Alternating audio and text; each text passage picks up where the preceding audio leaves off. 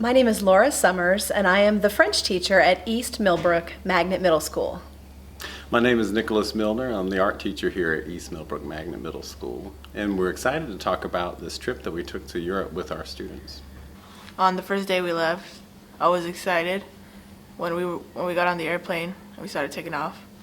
My favorite place was Paris because I've seen a lot of it in movies and videos and things. We got on the boat at around sunrise, and then we went around and we came back. When we came back, the Eiffel Tower was lit up, and at one point it started sparkling, and it was just amazing. It was a lot larger, and I didn't think it would look the way it did. I don't really know because I thought like the bars would be a different color, but they were like this deep brown color, but it was still really pretty to see. When we went up the Eiffel Tower, it was cool. When we got to the top, the view was amazing. Even though it was still kind of foggy, you could still see all the details of the city. The thing that I really liked the most was going to see the Mona Lisa because it's like just something that you don't get to normally do like on the weekends.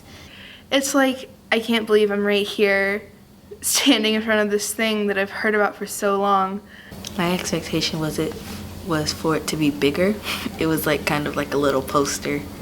We had to kind of like shove to get in to take pictures, but then once we got pictures, it was totally worth it. I liked how the Michelangelo David was created the way it was. It was probably the birth of Venus. I kind of knew that one because my cousin's always talking about it. And when I saw it, I saw what he always talks about, how it has a lot of meaning to it, not just some drawing of a lady standing on top of a shell. I like the seaside. I also like the statue, who I think is Saint Sophia, because I heard them talking about Saint Sophia, and I saw a girl who was wearing wings, so I thought that was her. I like the statue, and I also like the atmosphere and people in Nice.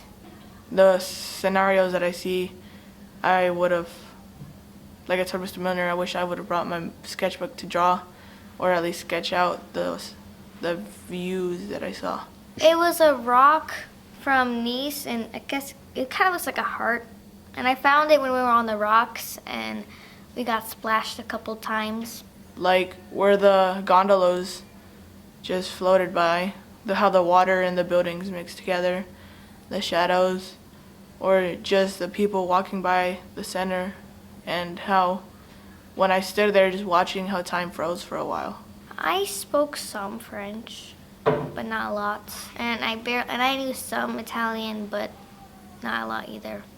I like to do hands-on learning, but this was like being in the actual place that we're talking about in class, and it was just like, wow.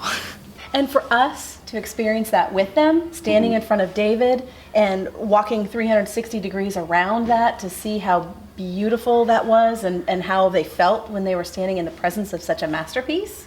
You know, Danny's excitement about wishing he had bought a sketchbook, or Ivy talking about how she felt under the Eiffel Tower.